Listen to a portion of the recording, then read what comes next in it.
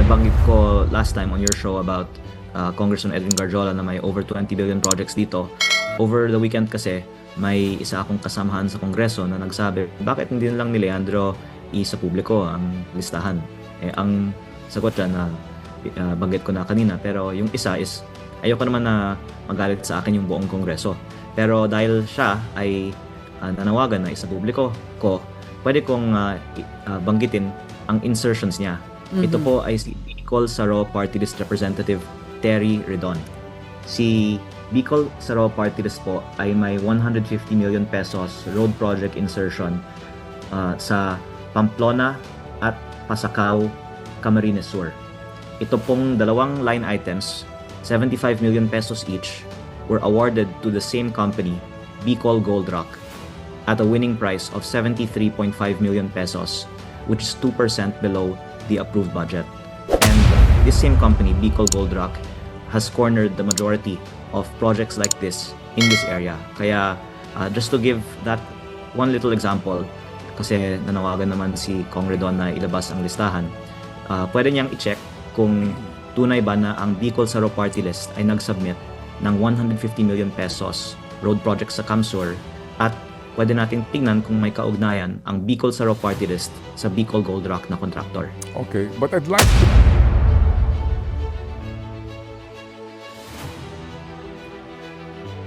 Ayan po, no? Magandang araw. Mga ka-reaction by. Napakaganda po itong ating pag-uusapan. Itong tungkol po sa DNA test po ni dating ex-DPWH Yusek Cabral, no? So anyway po, ayan po ang mismong doktor ng health columnist nagtataka sa DNA analysis, no? Kay ex DPWH Cabral, no? Ba't daw napakabilis, no? Sa bagay nga, no? Wala man na tayong isang araw, lumabas na po ang DNA test. At ito po ang pangalawa, ito pag-uusapan po natin na post po ni Attorney Rowena Guanzon tungkol kay Bicol Saro Party List na si Terry Redon, no? Ang sabi niya, walang imposible sa gobyernong ito basta tungkol sa nakawan. Lahat nagpapagalingan. Yan, okay. Yan po ang post po ni senador. Hindi pa senador si Rowena, ha? Malapit na, di ba? Malapit na siyang maging senador. Hindi pa naman ngayon. Sa 2028 pa yan, no? So yun po ang sabi po kasi sa News 5 na post na super sinungaling daw si Congressman Leviste. Ayon dito kay ito pong si Redon, no? Ayan, yan po, bumuelta daw si Bicol Saro Party List sa mga akusasyon ni Batangas 1st District na si Leandro Leviste na mayroong umano siyang higit 100 million na insertion. Nako po, grabe. Grabe po, no?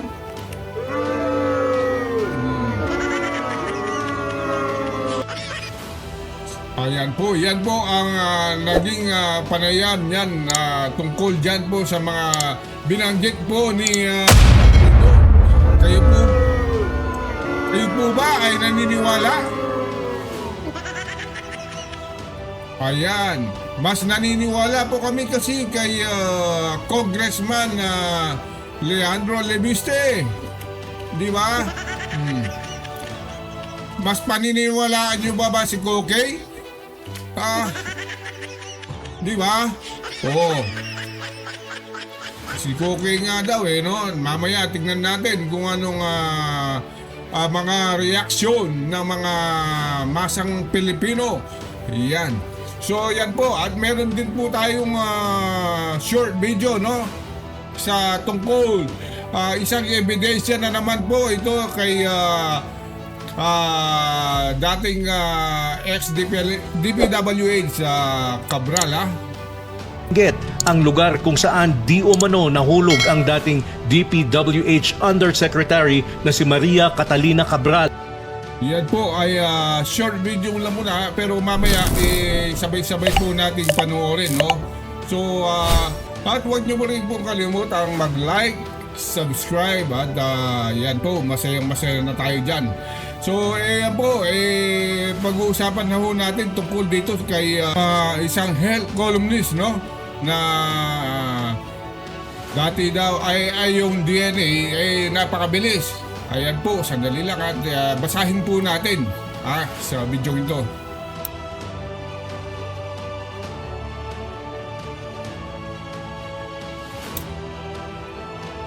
Ayan, i-post po natin, basahin natin yung mga itong isang post na si.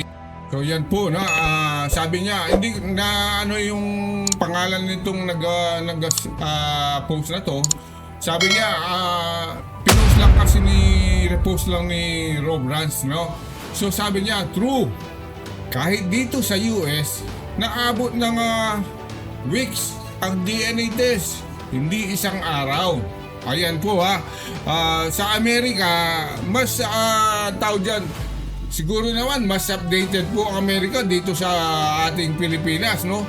Yan, tama nga po, no, nakapagtataka, bakit po mas mabilis ang labas ng DNA test? Ayan, kaya po umani ng attention sa social media, Facebook post ng infectious disease na si Dr. na si Edsel Salvana, health ng columnist ng Manila Bulletin. Matapos niyang napatanong kung saan po, no, sinagawa ang mga umano'y DNA test, di ba? So analysis niya na mayapang dating opisyal ng DPWH na si Catalina Cabral, no? Sa kanyang Facebook post nitong linggo, nung ito po December 21, diretsa po nagtanong si Salvana kung saan umano ipinadala ang DNA sample ni Cabral para sa pagsusuri. Yan po. So, sabi niya, base sa mga ulat na lumalabas umano, ang resulta sa loob lamang ng wala pang 48 hours, isang bagay na ikinagulat ng bilang ng isang scientist. Ayan, no, kaya gamit ang hashtag na nagtatanong.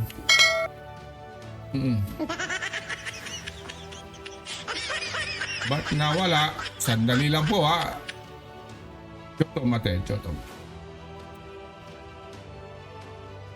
Sinabi po ko kasi ng kolumnista na kung ganon daw ang palakabilis, baka raw pwede doon na rin ipadala ang kanilang mga research samples upang mapabilis ang mga proyekto.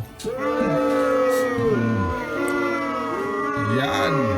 Ayon sa kanya, karaniwang umano'y inaabot ng halos 2 linggo bago bumalik ang resulta na kanilang DNA test, kahit pa raw ito ay para lamang sa short reads ng virus. Yan.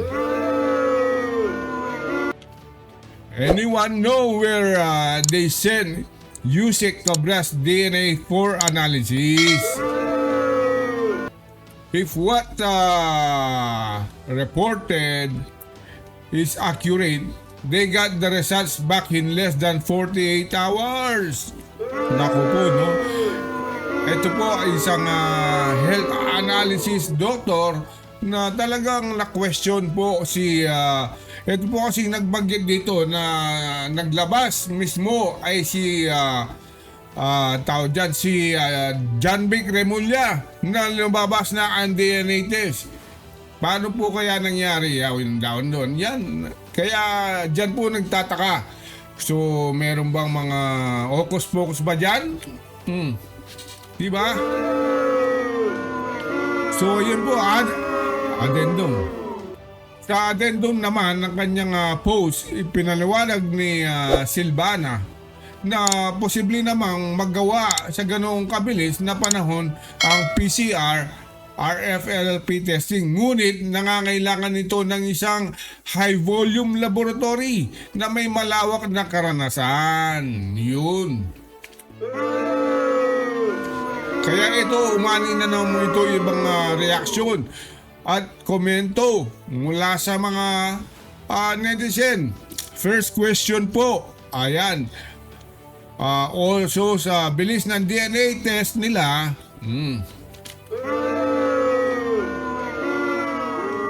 it's probably not her. Tagong-tago. O yan. Yan po yung mga question. I thought the family didn't want the DNA test.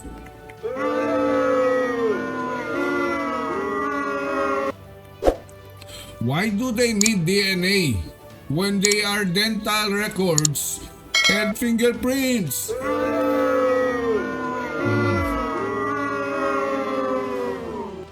So ito po, tingnan natin basahin po natin ang mga comment ng mga ating sa Facebook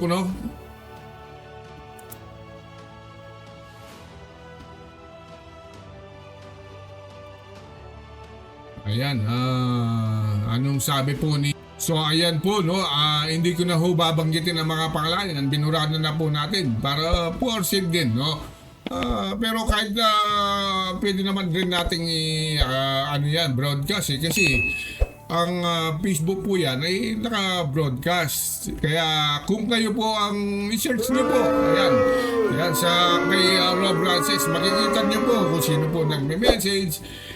Yan po talaga ang mga comment ng ating mga kababayan. So yan po ay mga organic, hindi po mga yung sinasabing mga trolls, yan. Hindi fake news. Parang Chinese drama pala yan. Agad-agad, andyan na.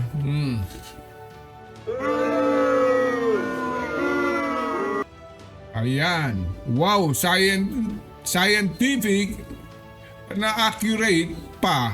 Daw correct.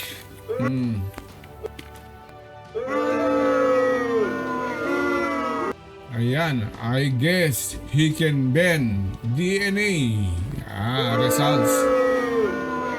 Naku, talagang nasali na naman ng dito, Ben. Ano yung Ben na sinasabi ni itong si ating nag-comment, Puro Ben na rin ng, Bendalo? Ayan, uso-uso talaga dito sa ating bansa yan, yung Bendalo, Naku.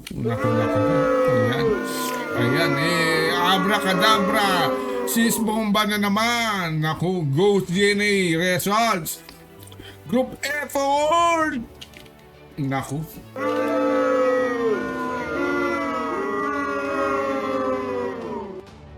Meron na tayong instant DNA. Lamang tayo sa ibang bansa. Lamang tayo sa ibang bansa. Ayan. Yan pala ay ghost DNA. Yan. Naku po. Talaga, So yan na mga mga tao dyan. Yung mga comment ng ating mga kababayan, wala pang naging positive na yung tao doon, yung sumuporta kay John B.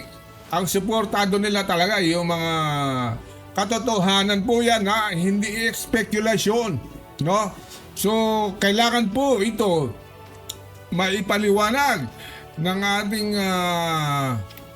DILG Secretary, na kung talagang totoo ang sinasabi niyan DNA. Nako. Narinig pa natin yung sa isang comment ito kay DILG secretary na si John Vic na hindi natin alam kung ito ay biro lang niya. Paano ang minsan ang mga biro ay mga sarcastic, di ba? Gusto niyo pong makita yun, no? Sandali lang, Chotomate. Tignan natin, no? Tignan natin. So yan po, ayan, no? Ang sabi nga niya, sa mga hindi naniniwala na si Cabral ngayon, no? Pwede kayo mag-volunteer. Itulak namin kayo doon para makita nyo. Ayan. Ito po, tinalagang bilang DILG Secretary sa ating bansa. Pero, nakita nyo naman yung asal niya, no? Ang asal niya, ang tao dyan, mga asal, parang hindi po nag-aral, no?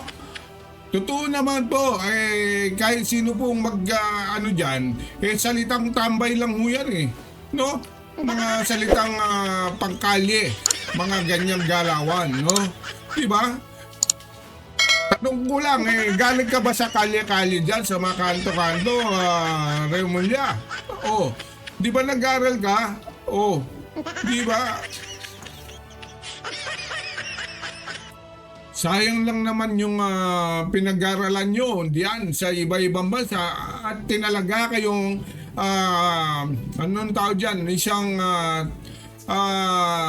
political official, no? O, gusto nyo pong gayahin nyo ang mga salitang ganyan. O narinig nyo lang yan sa mga Facebook, no? Ito po hindi po magandang halimbawa, no?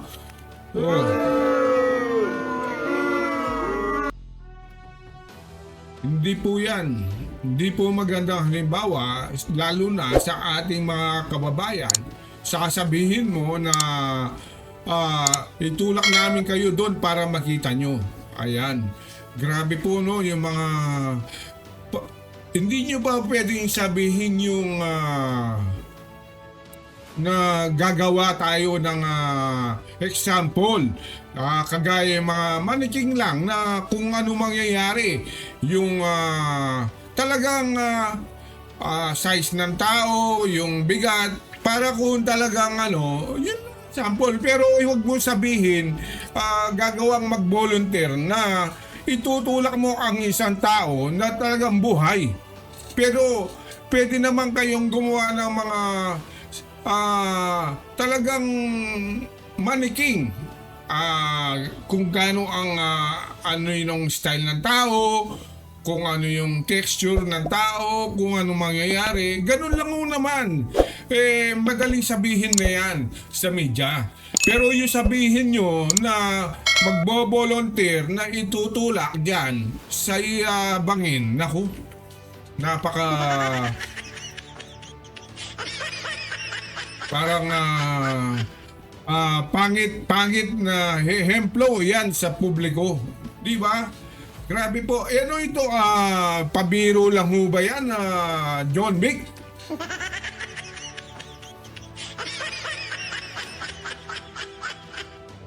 Sana kahit pabiro lang, dapat kung kayo-kayo lang, no? Pero kung yan, ipapublish nyo sa public, napakapangit po, kung kayo ay magbibiro ng ganyan.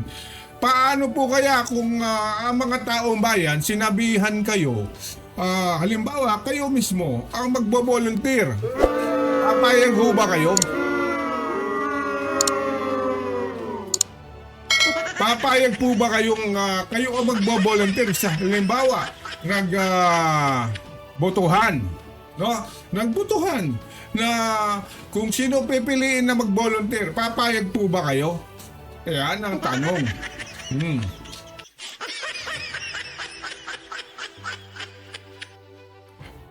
So yun po ang mga banat po ni tao dyan na si DILG Secretary. Kayo na pong bahalang mag-comment dyan at humusgad sa taong to na kung tama po ang kanyang mga pabiro to o totoo, kasi po yan ay Facebook post, no? Sa hindi po natin pwedeng sabihin na ito pabiro Ayan. So ito po, tuloy na ho natin yung kay isang analysis tungkol sa DNA ni Yusek Cabral. Ito yung mga comment, no?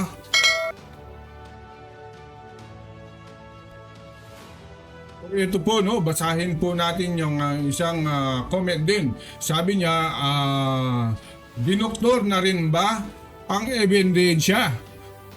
Palalabasin na patay na tas bigayan ng bagong identification.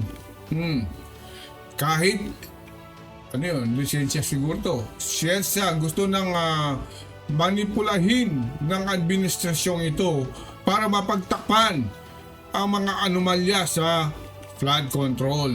Ayan, tama po yun, no? Ayan.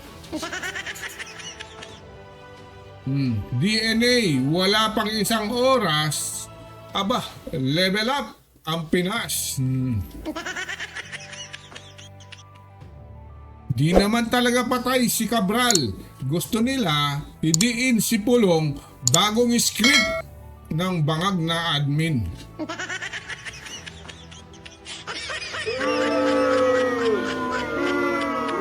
Ito po,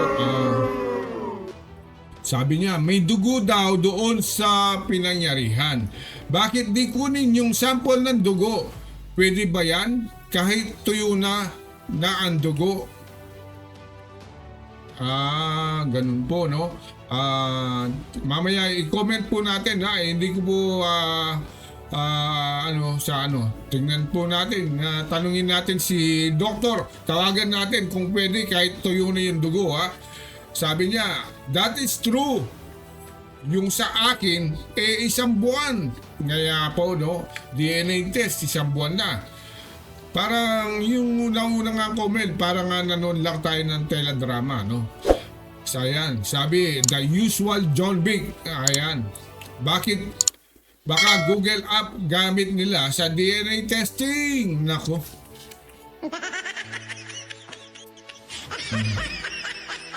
So yan po yung mga comment, no? Nako, grabe po, no? So napakatindi ng mga nangyayari dyan sa ating bayan, no? Kung may mga hocus-pocus, hindi po natin yan kung totoo o hindi.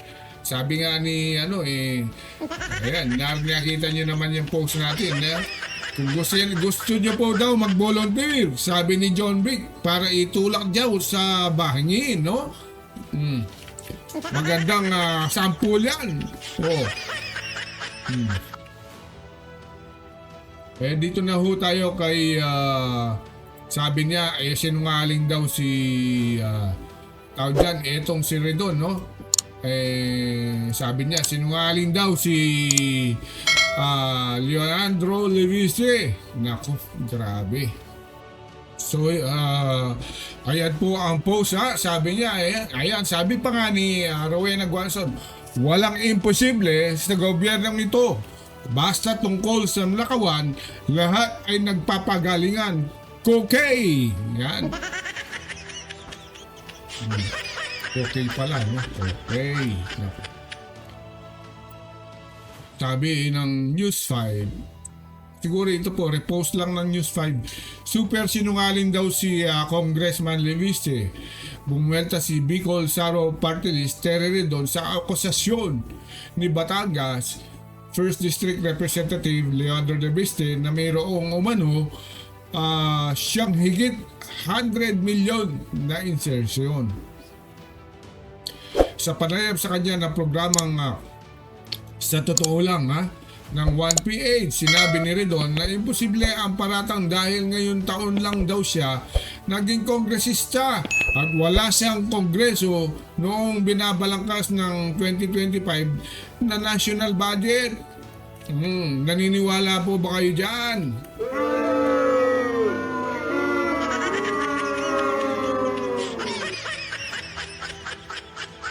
Sino ba naman ang paniniwalaan nyo, ha? Ang isang Redon o si Congressman Leviste? Ayan. So, eto po, no? Kung ako tatanungin naman, siguro mas paniniwalaan ko si Congressman Leviste. Yan. Bakit? Siyempre, siya po ay may mga kopya na galing kay Yusek Cabral. Sino yung mga proponent? Nakita naman po, sinabi niya diretso dyan kay, sa interview po ni, ang tawag dyan ni Manong Ted dyan sa programa niya, True FM. Pwede nyo naman pong i-search yan na binanggit niya na meron pong mga hawak na soft copy si Congressman Leviste sa lahat po ng mga insertion at mga proponent.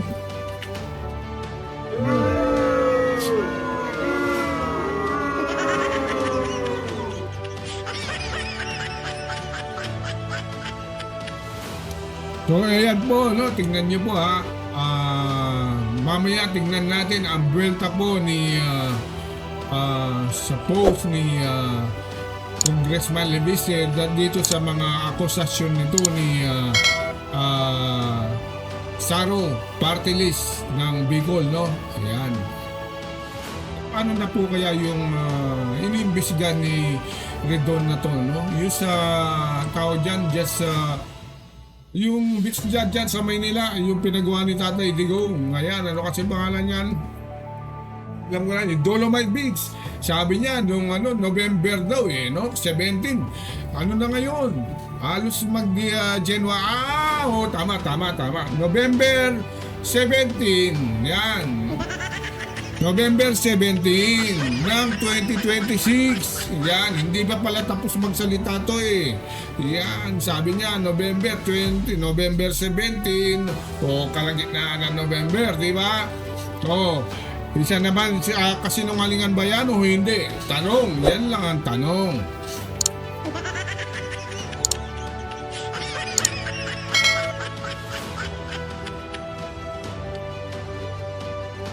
Yan, mga banat, no, ni Redon. Sana po, kaya ewan ko kung paniniwalaan ka kasi sabi mo, kung sino nagsisinungaling, si Congressman Leviste. So anyway, tingnan po natin yung mga comment ng taong bayan kasi po ang taong bayan, sila po ang boses ng ating masa, no, dito sa ating programa. So ito na po, basahin nun natin.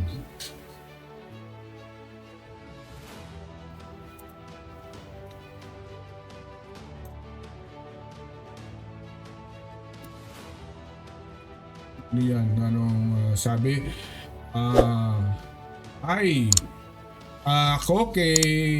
Okay lang bang buwaya?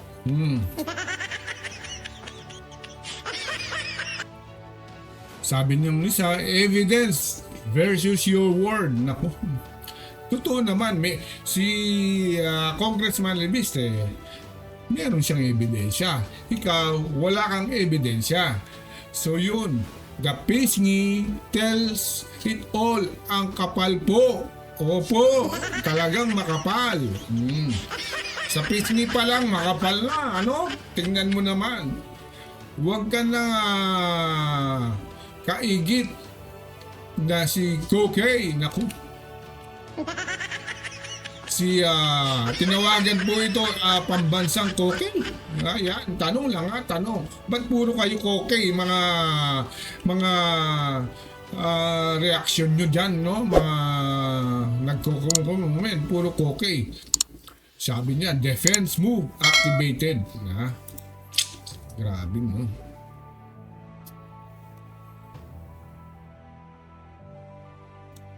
Hindi po ata maintindihan ni attorney yung sinabi ni Congressman Leviste. Ayan. Bakit po? Aminin man o hindi, lahat ng congressman ay may allocation sa down tig ng 150 million minimum.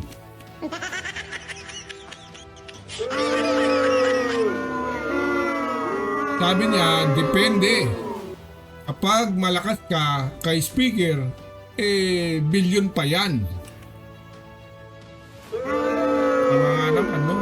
Siyempre, kung malakas ka kay speaker, talagang aabot pa ng bilyon-bilyon yan, no? Sila pa mamimili ng kontraktor. Ito post pa yan, post o baka SOP yan. Sila pa namimili ng kontraktor nila. Kaya automatic ngayon 2025 lahat ng congressman meron silang minimum 350 million allocation.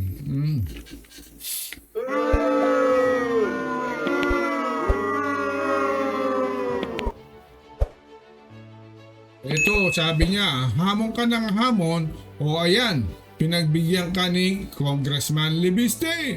Ngayon, ngak-ngak ka ng ngak-ngak.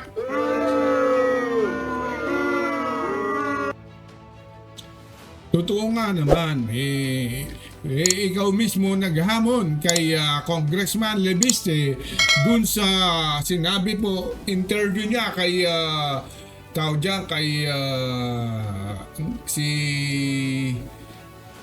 mamaya po ipasok natin, no, si sa True FM na si Manong Ted, no, siya mismo naghamon na si talagang si bakit di mo daw ilabas, sabi ni Redon. Ngayon nilabas, sinabi niya sinungaling dahil nga hindi niya siguro akalain na ang kanyang pangalan ang lalabas. Maliban sa yung nabanggit ko last time on your show about Congressman Edwin Garjola na may over 20 billion projects dito. Over the weekend kasi, may isa akong kasamahan sa Kongreso na nagsabi, bakit hindi lang ni Leandro sa publiko ang listahan? Ang sagot dyan na banggit ko na kanina, pero yung isa is, ayoko naman na magalit sa akin yung buong Kongreso. Pero dahil siya ay nanawagan na isa publiko ko, pwede kong banggitin ang insertions niya. Ito po ay si Bicol Saro Party List Representative Terry Redon.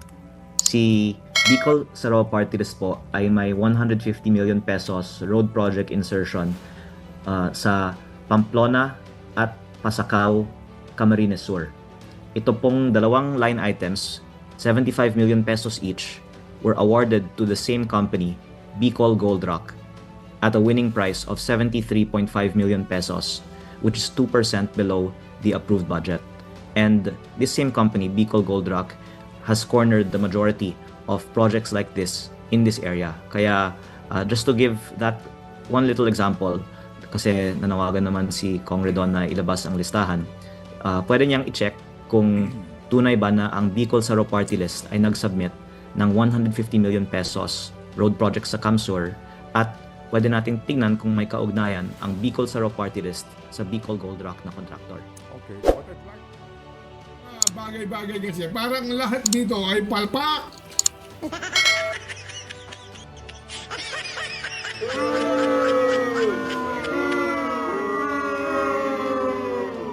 Sabi, Sina back to you ang buwang. Malalaman na lang natin yan kung makakaligtas siya o hindi sa wish ni Cara David. Naku.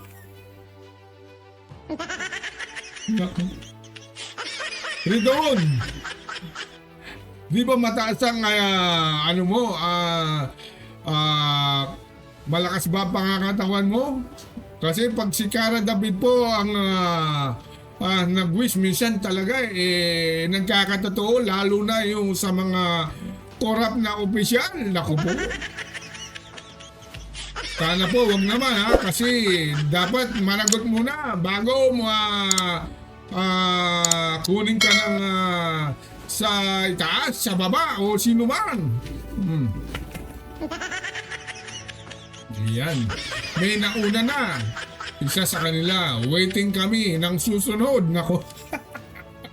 Matindi po ang balat ni wala po, hindi ko na binura ko po kasi mga pangalan pero nakakatawa pero kung gusto niyo po talaga tingnan yan yung mga pangalan niyan nasa Facebook naman medyo lang natin na konting privacy lang Sare Spirit of Tambalos in Jesus name, ayan, rebuke.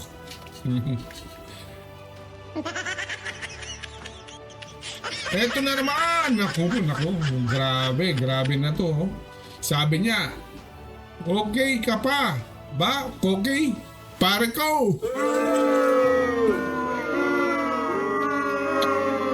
Ay, naku. Naku.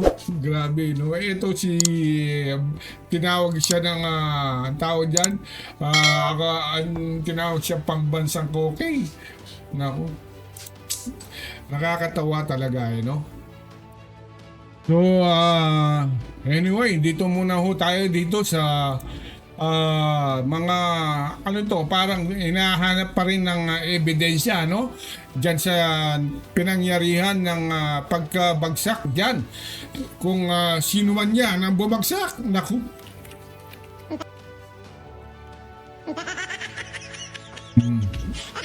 Tingnan natin kung ano ang bidyong to. Pa sa mga bato ang dugo sa Sitio Maramal Camp 4, Tuba, Benguet, ang lugar kung saan di umano nahulog ang dating DPWH Undersecretary na si Maria Catalina Cabral. Ayon sa nakapanayam nating So narinig po natin di umano yan hindi pa alam kung talagang siya. So ito po, bagong witness po yan, tingnan natin. Pero allegedly lang hulang yung lahat yan Wala pong katunayan na yung mga sinasabi nila. Panoorin po natin mga mga ebidensya o witness lang sila. Bandang alas 8 pa lang ng umaga ay nakaparada na ang SUV sa lugar. Wala pang 2 minuto ang layo mula sa Cannon Road. Ganda ng SUV anong kotse kaya to? Pero siguro yan Toyota mukhang Toyota ba yan na yung mga model na maganda. Ang problema dyan, bakit walang kahit na modelo yan, ba't walang dashcam, Dapat may dashcam din yan o mga record sa loob ng mga tao dyan, sa loob ng sasakyan, di ba? Sa loob, labas, sa likod, di ba? Kailangan din yan. Mga modelong sasakyan na ho yan, Truck shed. Yung driver at yung sakay na babae na allegedly si Cabral paakyat ng Baguio. Ngayon, huminto sila sa isang area na kapag tinignan mo sa gilid ng Cannon Road, medyo may katarikan. Ngayon, nakaasal sila. Sakto namang may nagronda na ating mga kapulisan dito sa Tuba. Tinanong kung may problema sila. That is around 8 to 9 a.m. ng umaga. Pero sabi naman ng driver at sabi naman ng sakay na babae na walang problema. Pero nasa labas yung babae na allegedly nga si Cabral na nasa labas, yung driver nasa loob. Nakaupo yung si Cabral doon sa may Barandillas. Ngayon, nung in-advisean ng pulis na umalis sila doon kasi nakakasagabal sila sa trapiko, maghanap sila ng magandang pwesto. O di iniwan na ng pulis. After 1 hour, umalik yung pulis na nagronda, andun pa rin yung sasakyan nila. Kaya doon na uli nila sinabi na may problema ba talaga, na kung kailangan nila ng mekaniko at tutulungan ng mga pulis Tuba. Sabi naman nila wala. O di pinilit na ng pulis na umalis na sila doon, maghanap sila ng mas magandang area. Sa Salaysay, umakyat pa sila sa Baguio at kumuha ng tig-1 kwarto sa isang hotel. Bandang alas 2 ng hapon, nagyaya umano si Cabral na bumalik sa lugar na pinangyarihan. Huminto ang driver sa isang gas refilling station sa Milos. Ngunit nang balikan niya ang dating undersecretary, wala na ito sa lugar. Mas lalong umigting ang mga tanong matapos mabatid na iniwan ni Cabral ang kanyang cellphone sa sasakyan. May isang oras kasi hindi nga niya matawagan din dahil andyan yung cellphone niya. Nasa sasakyan. Pinalikan niya daw si madam niya, wala siyang nakita. Siyempre natakot na yung driver daw, tinignan sa baba, wala naman makita. Siyempre yung may isang oras, dahil hindi ako makontak dahil nandito naman sa cellphone niya, ang suspenso ng driver, sumakay sa ibang sasakyan, pumunta ng Baguio. Halos 2 oras bago muling balikan ng driver ang pasahero kahit wala pang 100 metro ang layo ng pinangyarihan. Ayon din sa mga impormasyon, takot umano si Cabral sa matataas na lugar. Ngunit bakit siya nag-unwind dito? At para sa isang high-profile na personalidad, bakit wala umanong CCTV ang kanyang sasakyan? Yosek ka, di ba may CCTV yung mga sasakyan? Wala siyang CCTV. Mahigit 2 oras ding naghihintay ang aming grupo sa Tuba Police Office, subalit may isinagawang conference kaya walang opisyal na pahayag hanggang sa oras ng paglalathala. Marami pa ring palaisipan gaya ng linya sa pelikula, Dead Men Tell No Tales. So yun po, narinig po natin ang mga sinabi po ng reporter at pati na po ang isang witness. No, puro allegedly po yan. Unang-una, hindi pa po nila talaga kilala kung siya o ano po ang nangyari. Ang ano lang po, yung talagang driver, no? Pero kay Secretary Cabral, talagang hindi pa po talagang tukoy na talaga. Unang-una, dyan po sa DNA test, marami po talagang spekulasyon, no? Unang-una, nung una, ayaw daw pa DNA test, pa autopsy report ng asawa. So, pero bandang huli, pumayag naman po siya. Pero ang nangyari nga niyan, ang tanong nga nung isang analysis na sa tungkol dyan po sa DNA, na bakit sobrang bilis ang resulta. Yun lang po ang malaking tanong. Kayo na po bahalang isip kung tama po yung mga lahat ng spekulasyon, no? Ayan, pero kung gusto nyo mag-volunteer, ayan, may sample naman no tayo, sabi nga ni John Vic. Kung gusto nyo mag-volunteer, walang problema. Siya daw, sinasabi niya na walang problema na sino kaya magtutulak. Kung halimbawa ako nag-volunteer, sino magtutulak? Si John Vic? Parang baliktad. Kung gusto niya mag-volunteer, ako siguro magtutulak. Walang problema yun, no? Ayan. So yung bago lang ho sa ating channel, sana po huwag niyong kalimutang mag-subscribe lang. Ayan, masayang masaya na po tayo dyan. So sa lahat po ng subscriber, maraming salamat at sa lahat po nung nanood sa ating video. So God bless.